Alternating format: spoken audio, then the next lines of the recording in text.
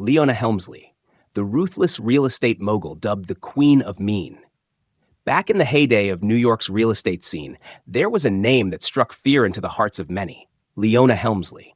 She wasn't just your run-of-the-mill business tycoon. She was a force to be reckoned with. A woman who didn't just bend the rules, but bulldozed over them with a smirk on her face.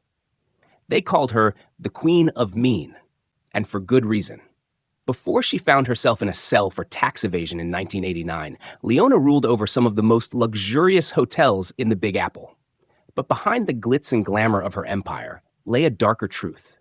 A truth that revealed the depths of her cruelty towards those who worked under her. Leona wasn't born with a silver spoon in her mouth. No, she came from humble beginnings, raised in the shadow of New York City as the daughter of a hat maker. But she had ambition burning in her veins, and she wasn't content to stay in the shadows. Her journey to the top was anything but conventional. She tried her hand at modeling, she married, she divorced, and she tried again. But it wasn't until she dipped her toes into the world of real estate that she found her true calling.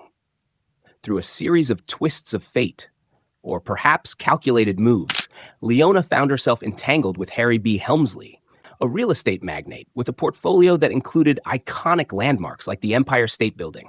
Some say it was fate that brought them together, while others whisper that Leona had her sights set on Harry from the start. Regardless of how it happened, one thing was certain: Leona was a force to be reckoned with. Together with Harry, she built a $5 billion hotel empire that stretched across the city like a glittering spiderweb.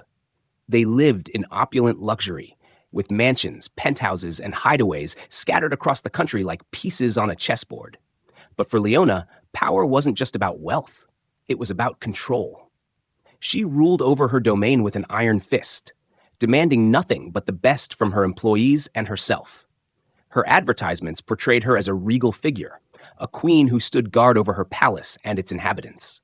But behind closed doors, Leona's true nature revealed itself. She wasn't just demanding. She was downright vicious. Tales of her mistreatment of employees spread like wildfire, painting a picture of a woman who cared more about her bottom line than the people who made it possible. And then came the fall. In 1986, whispers of tax evasion began to swirl around Leona and Harry like a gathering storm. They were accused of dodging millions in taxes, using their wealth to build a fantasy world of marble dance floors and jade figurines, while the rest of the world footed the bill. The trial was a spectacle, a circus of accusations and revelations that laid bare the truth of Leona's empire. Witnesses came forward with stories of her arrogance, her disdain for the little people who dared to question her authority. Even her own lawyer couldn't deny the truth, admitting that she was indeed a tough bitch, but hoping to separate her actions from her character.